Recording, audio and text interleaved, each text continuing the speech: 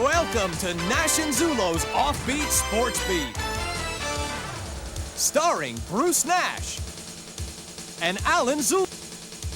On our special edition Hall of Shame show, dignity is cast aside as we unearth the worst of the worst, the greatest gaffes, presidential pratfalls, pandemonious pranks, and some of the most bodacious botches ever to inhabit Nash and Zullo's Hall of Shame. Here are your hosts, Bruce Nash and Allan Zullo. Hello, sports fans, and welcome to Offbeat Sports Beat. I'm Bruce Nash. And I'm Allan Zullo. And today we're going to bring you a variety of wild and wacky stories from around the globe. We've written over 30 books on sports, and during that time we've come across zany fiascos, crazy records, and real nutty fans. We've also uncovered goofy Hall of Shame moments, funny photos, and weird sports. Today's show will feature some of our favorite offbeat stories. So what do you say we play ball? Okay, let's go! Right. One of the wildest oops ever recorded. Keep your eye on the right fielder.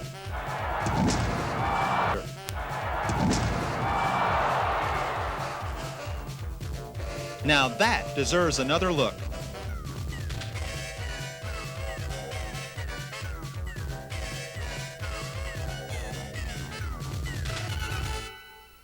A sports fiasco worthy of the Hall of Shame took place in Fairfield, Connecticut in 1988.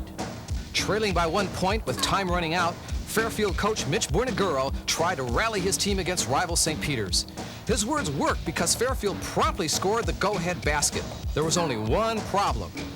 Bornaguro was so excited that he ran out onto the court before time expired, resulting in a two-shot technical foul.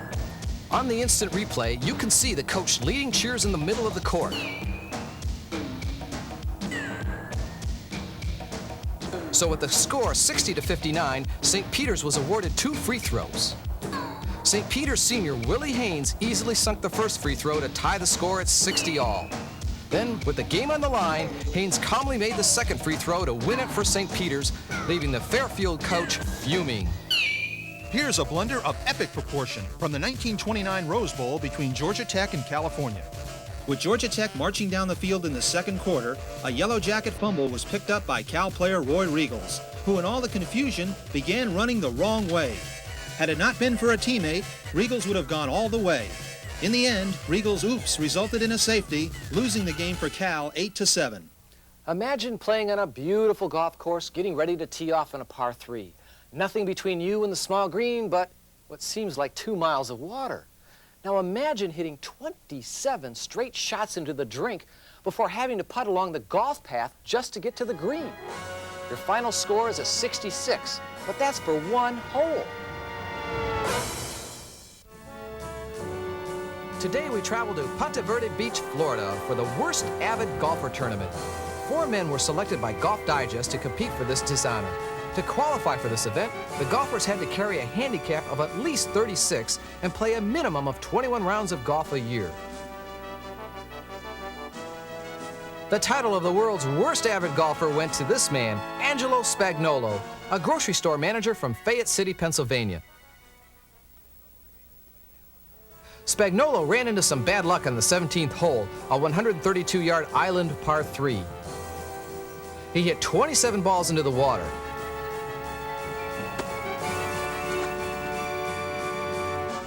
Finally, Angelo decided to putt along the cart path to the island green.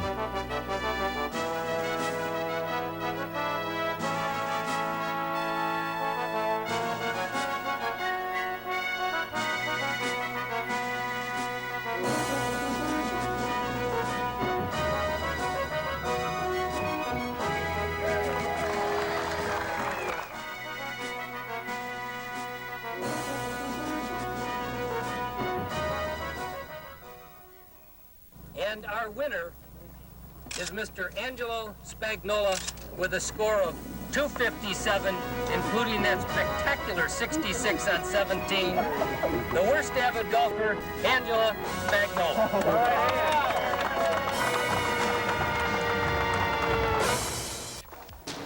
In one of the silliest batting performances in baseball history, Cleveland Indians slugger Tony Horton was so fooled on a pitch that he wound up literally crawling back to the dugout. On occasion, New York Yankees reliever Steve Hamilton liked to toss a high-arcing slow pitch that he finally called his Folly Floater. When Horton stepped into the batter's box against Hamilton, he asked for the floater, but Tony was too eager and fouled it off. Horton begged for a second chance, so Hamilton tossed another tempting slow ball. The powerfully built home run hitter took a mighty cut, but all he could do was foul out weakly to the catcher. Horton was so mortified that he threw his cap and bat into the air. Then he dropped to his knees and crawled back to the dugout on all fours. I've been collecting baseball cards ever since I was 5 years old.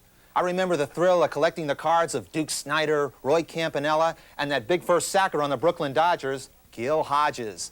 But today, card collecting means big business. I mean, Mickey Mantle's rookie card goes for over $6,000. Can you believe that? Some cards, however, are collector's items because they contain goofy mistakes. I took our Offbeat Sports Beat cameras to a baseball card shop in Boynton Beach, Florida, to find the Sports Hall of Shame's bubblegum bozos.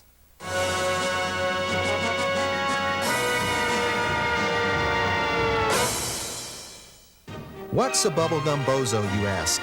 Well, to find out, I headed to the strike zone in Boynton Beach, Florida, in a quest to uncover some of the weirdest baseball cards ever made. Hi, how are you? Hi. Bruce Nash of Offbeat Sports Beat.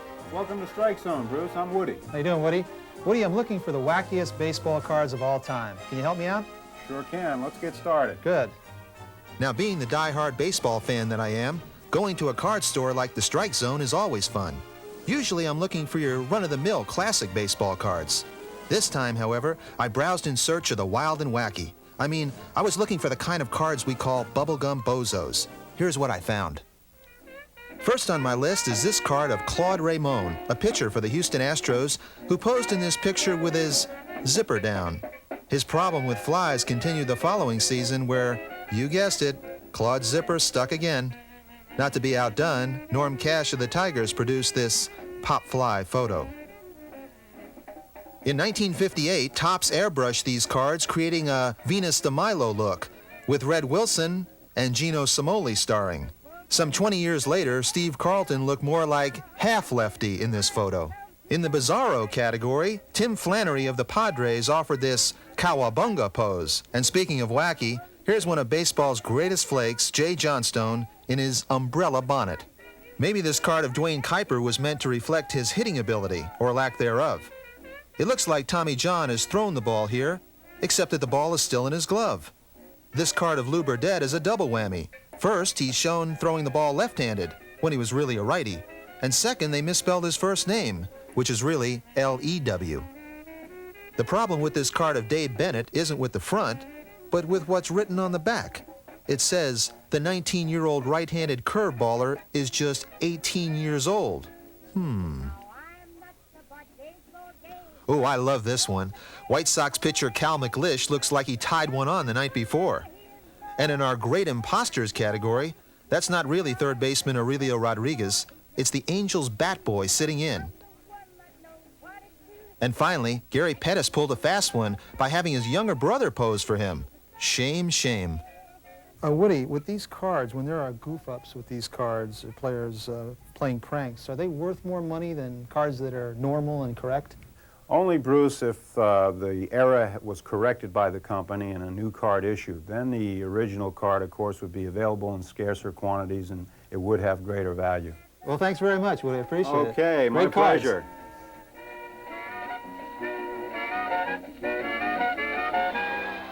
Offbeat Sports Beat now salutes another fantastic fan.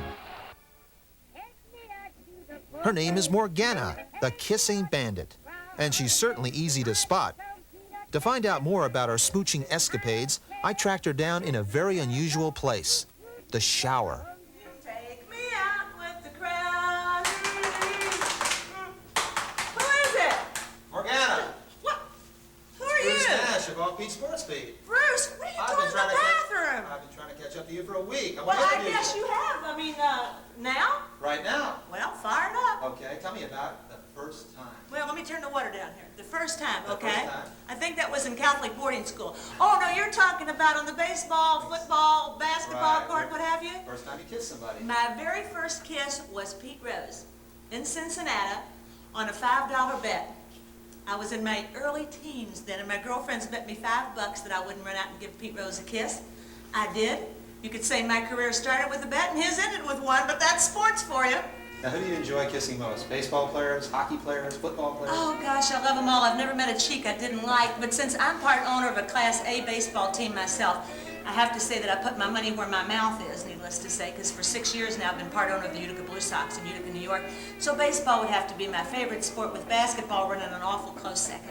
Now, the cops are usually close behind when you run out onto the baseball. Hot on my heels, yeah. How many times have you been arrested? Well, who's counting? But out of 38 Major League Baseball games I've done, I've been arrested 19 times. But I would like to tell you that justice does prevail, because I've gone back with a good attorney and won all 19 cases. So there's liberty and justice for you folks. How would you like to be remembered?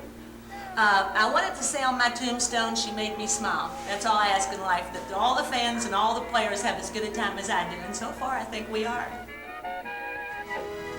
Not every fan is as welcome as Morgana. A choice few have even made it to our Hall of Shame. After the last out was made in a 4-3 Brooklyn Dodgers loss to the Cincinnati Reds at Ebbets Field in 1940, irate fan Frank Germano jumped down on the field and wrestled burly 6-foot, 4-inch umpire George Magicearth to the ground. Everyone was shocked when the snarling little squirt, half the size of the mighty Magicearth, landed several good punches. The only bruises Magicearth suffered, though, were to his ego. Germano, 21 years old, was arrested on the spot. It was later learned that Germano created the disturbance so his partner could pick a few pockets in the stands. In one of the most bizarre fan rituals ever, Central Michigan University basketball fans tossed thousands of rolls of toilet paper onto the court the instant the Chippewas scored their first basket. The zany practice started and ended in the mid-1980s. With things all set to roll, the Chippewas moved the ball around. And the alley-oop and slam dunk. And that triggers the indoor blizzard of toilet paper. It was the fans' way of saying this team was going to wipe up the opponents. In 1940, Tom Harmon, the 195-pound Michigan Wolverine running back, was almost tackled by a fan during a game with the University of California Golden Bears. Frustrated with the performance of the Bears, Buddy Brennan, a very avid Cal Rooter, decided to take matters into his own hands. He was sitting in the end zone with a couple of his buddies watching Harmon streak toward the end zone for another one of his 5 touchdowns that day. Suddenly, Brennan jumped up, ran out on the field, and took a shot at Harmon at the goal line. Fortunately for Harmon and Michigan, Brennan didn't fare much better than the Golden Bears. Now here's one for the animals. Before each game, the Tucson Toros of the Pacific Coast League have a fan race their mascot around the bases. Watch here as the Toros mascot, Tuffy the Toro, gets taken out to pasture. Sometimes the fans take these races just a little bit too seriously, but Tuffy doesn't want to let it go. Boy, it's tough work being a mascot.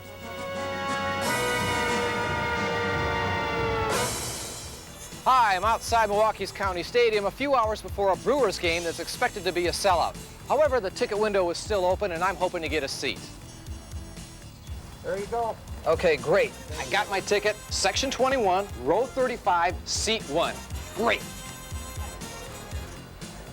Pardon me, sir. Can you Yes, sir. help me find the seat? You're right down this row right here. Oh, good. Thank you. No. You're a little further down. Oh. Okay. No. A little further yet. There you go. Here? Great. I mean, this is really great. I mean, the only thing I could possibly see is right field and center field. I can't see home plate. The only way to see home plate is if I lean way out over here across 2 other seats. Now, look, I don't really want to knock County Stadium. After all, it is a fine ballpark. But like stadiums and arenas and ballparks everywhere, there's at least one seat that belongs in the Hall of Shame. Well, fans, check your tickets because we're going to take a look at some of the worst seats in America. How about Candlestick Park's Section 1, Row 11, Seat 28? Yeah, you're right behind home, but a pole for the foul screen blocks out the plate. Nice view. If you're unlucky enough to be seated in aisle 504, row 9, seat 102 in the Toronto Sky Dome, you'll find yourself next to the Jumbotron scoreboard in right center, which means you can't see 2/3 of the outfield. Seat 101 is even worse. In fact, it's so bad the Blue Jays won't even sell it. Don't forget Dodger Stadium in Los Angeles. If you're sitting way up top, you'll have a better chance getting your hands on a bird than catching a foul ball. Get the oxygen. Now let's take a look at Stanford Stadium. Holding close to 100,000 fans, most of the seats, about 99,990, are actually good. Then there's the other 10. If you hold a ticket to Section A, Seat 1, you get to sit on a splintery wooden bench and stare into a wall. Makes you feel like you're looking at an eye chart. By the way, good luck seeing any of the playing field. Catching a Cubs game from across the street is proof positive that you don't always have to be in a good seat to enjoy the game.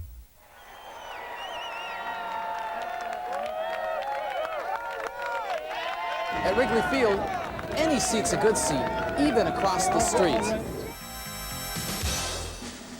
Our Sports Hall of Shame now features the Bottom of the Barrel, a tribute to some of the worst professional teams of all time. In baseball, New Yorkers love their 1962 Mets, whose white-haired manager Casey Stengel used to fall asleep in the dugout during games. The Mets finished with a dismal record of 40 wins and 120 losses. In football, the 1942 Detroit Lions scored only 5 touchdowns all season. The Lions finished the year looking more like laughing hyenas with an 0-11 record. The biggest loser in NHL history is the 1974-75 Washington Capitals. At one point, they lost 17 games in a row, finishing with a record of 8 wins and 67 losses and 5 ties. Finally, the very bottom of the barrel belongs to the 1972-73 Philadelphia 76ers. Their coach quit mid-season to cook hamburgers in Florida rather than coach in Philly. Hail to the 76ers, the bottom of the barrel. In 1959, the Los Angeles Rams made a 9-for-1 deal to get Ollie Matson, the multi-position man who played both offense and defense for the Chicago Cardinals. The Rams wanted him so much that they actually traded 7 players, a second-round draft choice, and a player to be named later to the Cardinals in return for Matson. In another bizarre transaction in baseball history, Buzzy Wares, an infielder with the St. Louis Browns in 1913, was used as payment for the Browns stadium rent during spring training in Montgomery, Alabama. In another of the daffiest trades ever made, the Cleveland Indians and the Detroit Tigers decided to swap managers during the middle of the 1960 season. Joe Gordon went to 6th place Detroit, and Jimmy Dykes went to 4th place Cleveland. So where did both teams finish? Detroit 6th, Cleveland 4th. In 1960, the Chicago Cubs were in last place, so they decided to shake things up by engineering a big trade. They cut a deal with WGN Radio, the Cubs' flagship station, and sent manager Charlie Grimm to the broadcast booth in return for announcer Lou Boudreau. After a dismal 7th place finish for the Cubs, Boudreau returned to the broadcast booth. However, the next trade takes the cake. In 1972, New York Yankees pitchers Fritz Peterson and Mike Kekich stunned the baseball establishment by swapping wives, children, and even the family dogs.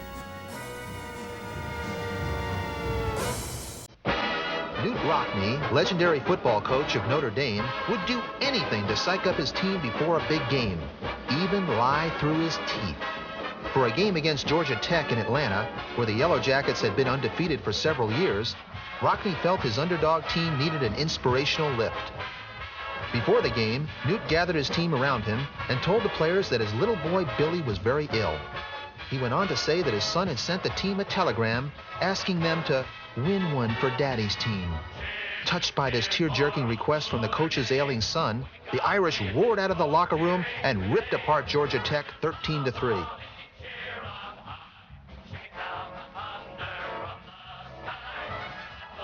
After returning to South Bend, the team was shocked to find Rockne's son hadn't been ill at all, but was in fact in picture-perfect health. Rockne had sent the bogus telegram himself to fire up his team.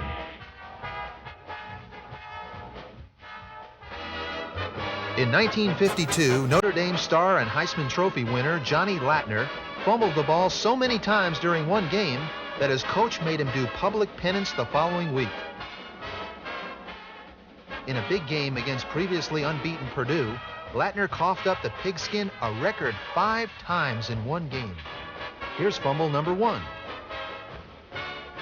Fumble number 2. Fumble number 3. Fumble number 4.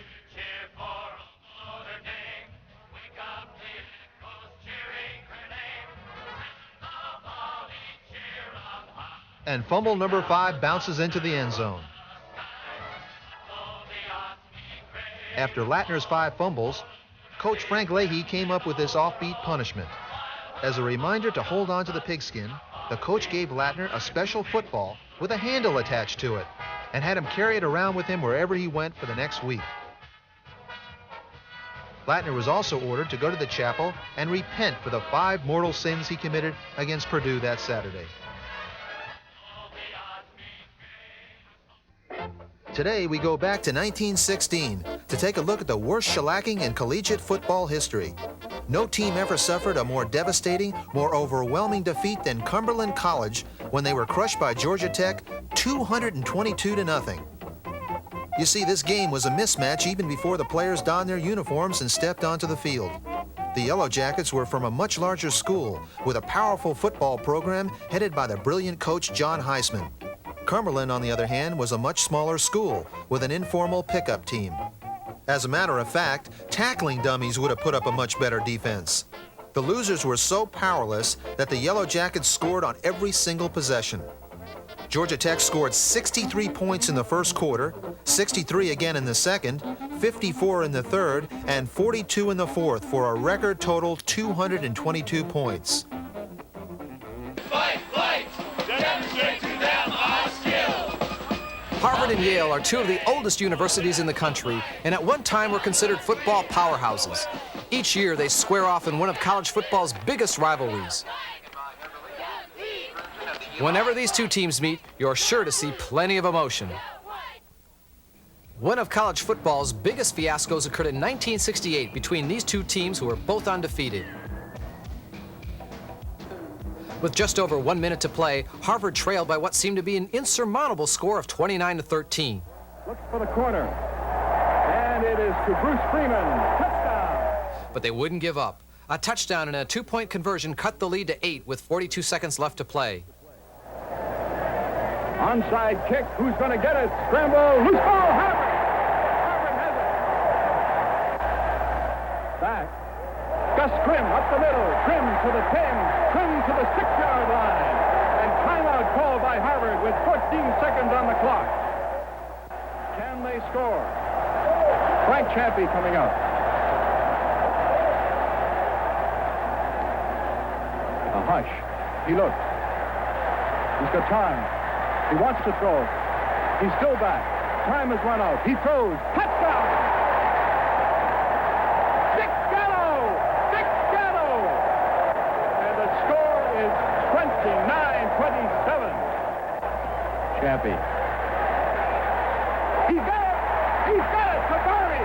And it ends 29-29. What a finish! The next day, the headlines of the Harvard Crimson read, Harvard beats Yale 29-29. It's time for another episode of Sports Confidential, where our offbeat cameras go behind the scenes to find out what really goes on in the world of sports. Today we uncover Clubhouse pranks. And of course, this is one of our favorites right here. This is a big cockroach. So we mailed this up to Rafael Ramirez, who was on our ball club last year. We mailed it to him in Kissimmee, and as I said before, I'm probably sure that he ran halfway up to Atlanta when he opened up and saw this cockroach. Now, this is a real attention getter, as I said. And we've got some other ones, and then this spider, we'll hook this up with some fishing line and have it hanging probably up in the clubhouse somewhere, and it'll dangle down in front of a player, and that seems to work pretty well. And then we have our smaller cockroaches that we put in food or in somebody's hot dog or a hamburger. One of the best ones really is to take the cream here and you put it right inside your hat. I'll show you as soon as I get it. You put it right inside your hat like this. And then once you've got it, then you take that person's hat and you set it about like that, and he comes in and gets dressed, and without him knowing it, then he comes in and puts his hat on, and you've got, that kind of effect right there. So that's nice. Our next clubhouse prank is called the Dusty Dryer. The object is to find an innocent ball player who's too preoccupied with looking good. What he doesn't know is that a Clubhouse prankster has poured talcum powder in his blow dryer. And then there's dugout pranks. Here's an interview I conducted with Ozzie Virgil of the Atlanta Braves. While I had his full attention, teammate Gerald Perry set out to pull off one of the oldest pranks in the book. It's called the hot foot. Notice how long it takes before Ozzie feels the heat. Make X's and stuff in front of the batter's box and stuff. I'll go in and erase it. I'll try to, forgot who that was. It was down in winter ball, but it's probably the weirdest thing I've done. Dead. Damn it, Perry, you. Another prank you'll see ball players pulling on each other all the time is very simple and very messy. It's called the pie in the face. Our target today is Baseball Hall of Famer Willie Stargell.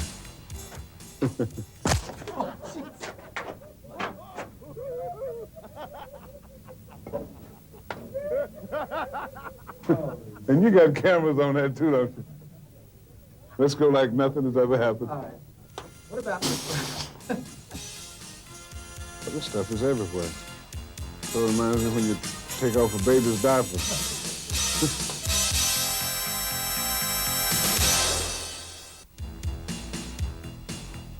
When Allan and I compiled our book, Baseball Confidential, we asked players, what pranks do rookies fall for every year? And the #1 answer was the 3-man lift. Well, I've never seen it, but tonight I'm going to have the opportunity. Now, Mo, you're a starter on the team, so why don't you start out and tell us about it? Okay. Well, basically what it is we've designed a challenge for one of the guys in the clubhouse.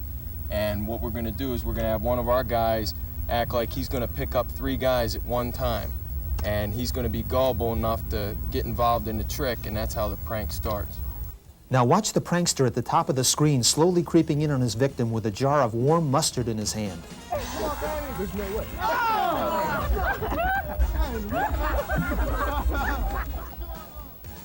I've been around for a few years, and I'm still going to fall for that stupid thing. I'm going to get him good. I got about 5 guys I need to get for that one. Well, you look great. Athletes beware, the 3-man lift. What I've come up with is dip in dirt.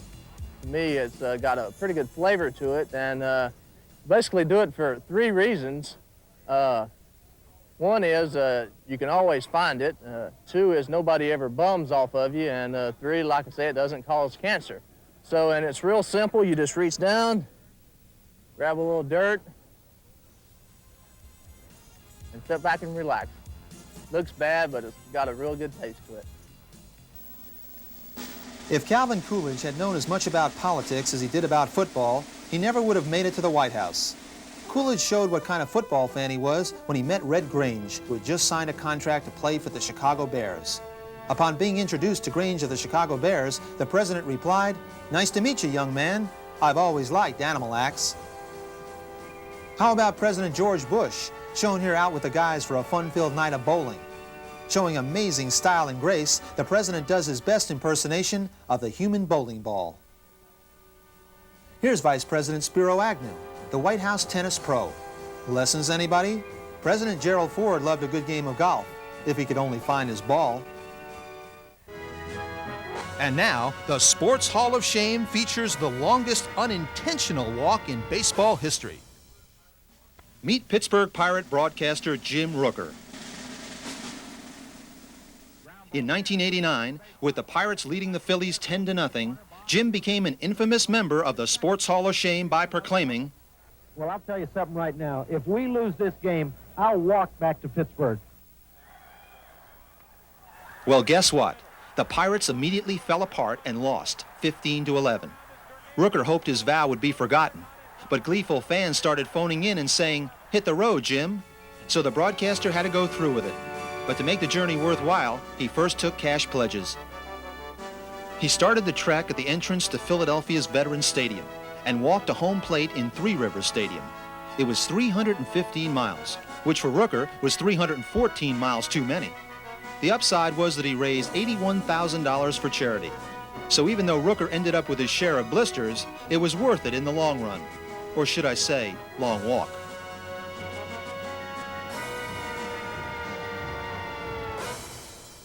What's in a name, you ask? Plenty. Imagine having Clyde Klutz or Hillbilly Badilly stenciled on the back of your uniform? Well, we've searched out the wildest and weirdest set of names that have ever played the game of Major League Baseball. At first base, from the St. Louis Browns, Baby Doll Jacobson. Playing second base, from the St. Louis Cardinals, Creepy Crispy. At third base, from the Washington Senators, Piano Legs Hickman. Playing shortstop, from the Charlotte Hornets, Yo-Yo Davalillo. Moving to the outfield, playing right field, from the Rochester Red Wings, Ding-a-ling Clay.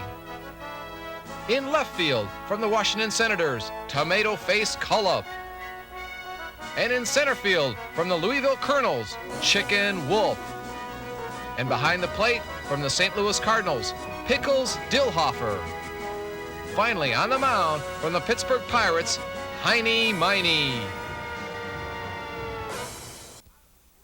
With 2 out-of-this-world swings, astronaut Allan B. Shepard holds the distinction of being the moon's first and only golfer, as well as being the moon's first and only duffer. Whoops.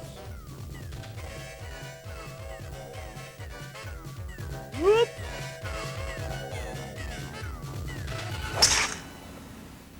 Well, it looks like the old game clock has run down, and that means it's time for the fat lady to sing. And be sure to check out our Believe It or Else special program, full of the most bizarre sports ever. Until then, may your life be filled with more fame than shame. Okay, now what was the record we got? I think it's 2. Oh, my. Pretty pathetic, huh? Yeah, okay, here we go. All right, here we go.